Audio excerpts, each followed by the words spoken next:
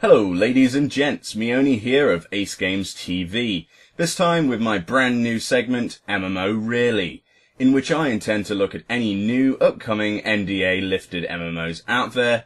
That of course means things other than just MMORPGs, but the majority of these videos will look at that subgenre, as it does hold majority of the market. Without further ado, let's jump on to today's topic. The game in question is Funcom's epic The Secret World. Set in the not-too-distant future of a world not too dissimilar to our own, the game draws upon various myths, legends and hidden truths, hence the Secret World title. You, of course, take the role of an ordinary citizen of this world. That is, until you eat a bee in your sleep. And seriously, hold with me here, that's the plot. And you wake up to become a superhuman, capable of spewing fire from most of your character's visible orifices. As the cutscene shows your adaptation to these changes over the course of a couple of days, you soon get approached by the faction you originally chose in the character creation menus. In this case, I open the door to Dragon Henchman, Mr. Flicky.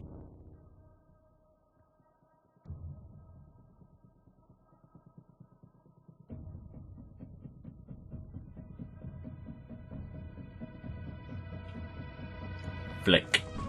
After a series of briefings about the secret society that I had joined, and getting rather jiggy with a strange woman,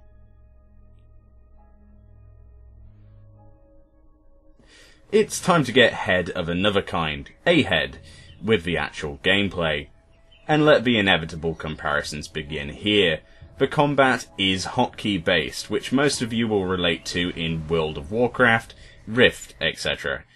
That is, of course, with the dodge roll mechanics, with the double tap of a directional key, which offer the illusion the combat isn't just RNG based, which of course it is, with avoidance and other attributes being statistics buffed through gear, rather than a twitch based skill set such as in other current generation MMORPGs, for example like Terra Online.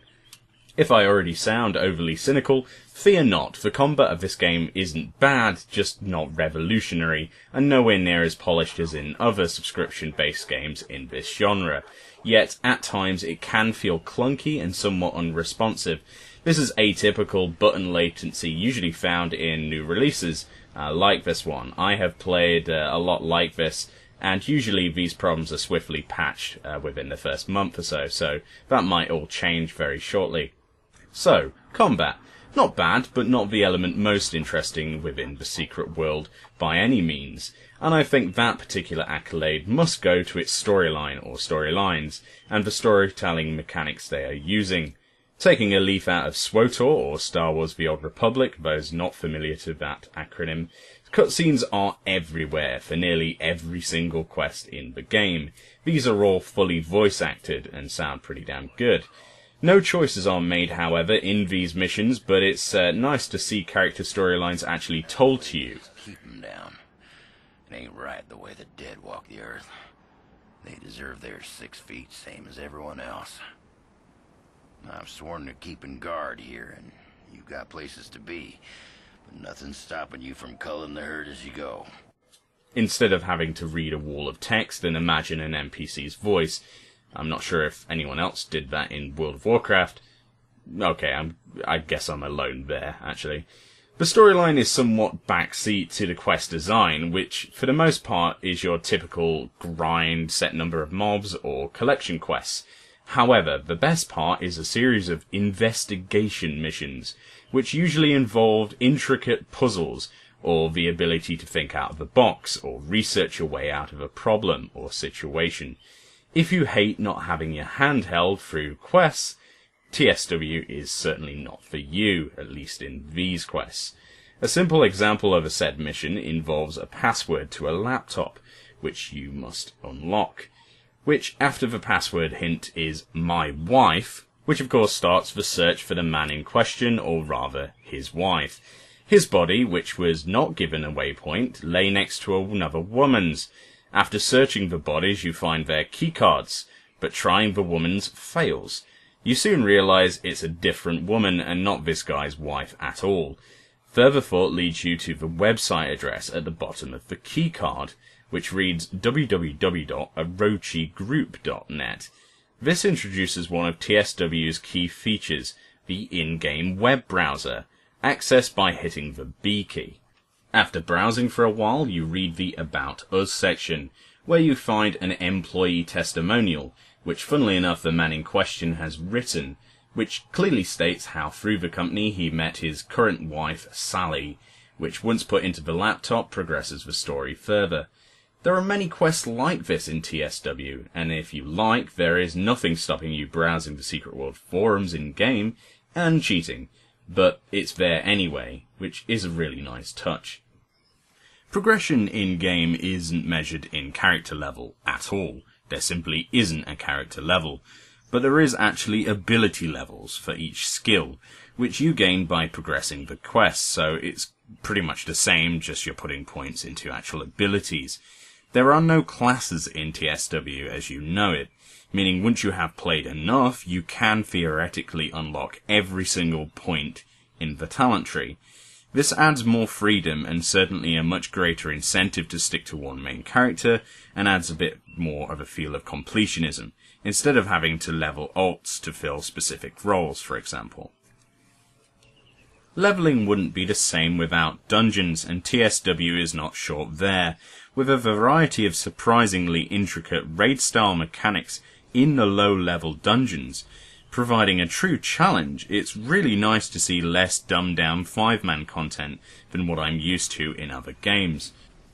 With a feeling of possible insta-death and the lack of any resurrection at all of any kind in this game, it provides a much more advanced playing field for players to get stuck into. Now, once you are top-leveled in your skills, you hit the endgame, which I have to say is somewhat lacking. No raids are included in TSW at launch, and as such the game suffers the same fate as European Terror Online did.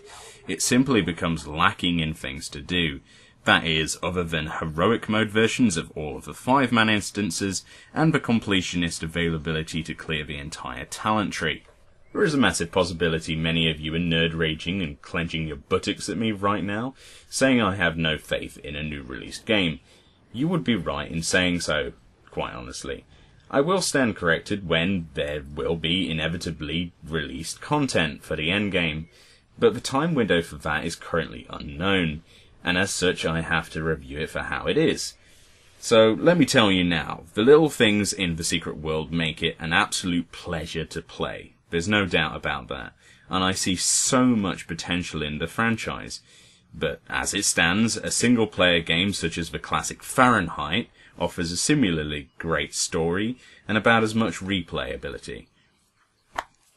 And it's this reason I give it a fair recommendation, and I think 6 out of 10 stars if I was to give it any kind of number rating. Don't really agree with them, but there you go.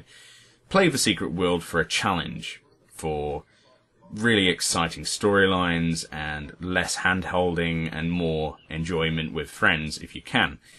But until content is released, lower your expectations somewhat and enjoy the story.